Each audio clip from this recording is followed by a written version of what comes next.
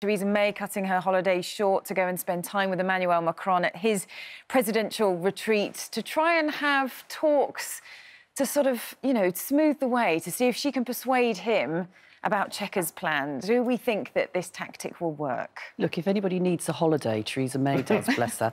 But she also needs to get the Brexit deal sorted. And this is obviously part of the idea of going, if you like, over the Commission and Michel Barnier to the leaders of each of the European countries to try to sell. I mean, I'm not quite sure what she is selling now, seeing as she seems to have unravelled the Chequers deal that she did. But, if she's going to stand any chance of getting a deal, I think it's probably the right tactic to try and appeal to leaders. But, yeah, I mean, they've already said, haven't they? The French presidential aide has come out and said, oh, hold on a second, this isn't going to be separate to any of the negotiations. What they say in public is often very different to what they say in private. And her agenda there, as Jackie says, is to persuade Macron that excuse me, Michel Barnier is being too dogmatic, that he's not really got the interests of the EU at heart in the way that he's negotiating.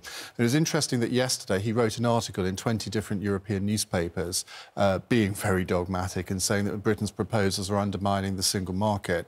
And you think, well, why has he done that on the second day of August, when the whole of Brussels is on holiday, the day before she meets President Macron? So he was sending quite an important message from his point of view, because a lot of European leaders do think that he's being too dogmatic and that they want to come to a deal because it's in no one's interests, theirs or ours, for there not to be a deal in October. Jackie, you've sat at the top table of politics when you were in the cabinet, of course. And how will the leaders of the various countries that Theresa May is going to visit individually be taking that experience? Is it getting any traction whatsoever? Will it be playing to their egos that she's come to talk to them face to face and upsetting Barnier and just saying, I don't think it's about ego, but it is the right thing to do. Remember, you've got the Commission, but you've also got the Council of Ministers that is extremely important. And they're the ones that will decide in the end.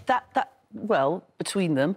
And I think it is the right tactic, if you want to get a deal, to appeal to the leaders. But this just tells you how massively complex this is. You've got the negotiation going on with the Commission. You've got 27 different leaders who may well take different positions on this. And this is all going to be sorted by October, November. I'm sorry, but I just cannot see that happening. Barnier himself says they're 80% of the way there. Yeah. I mean, there are some quite complicated things left to decide, Northern Ireland being one. But it's not impossible. What I'm hearing is that Angela Merkel wants there to be a separate summit in November, so to give a little bit more time.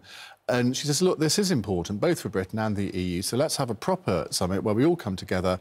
And we all know what happens at EU summits. In the end, they do come to a deal right at the last minute, and I suspect that's what's going to happen here. OK, we'll wait and see what results come from, a few conversations over some glasses of rosé, whether that has any impact on the future. Well, time will tell.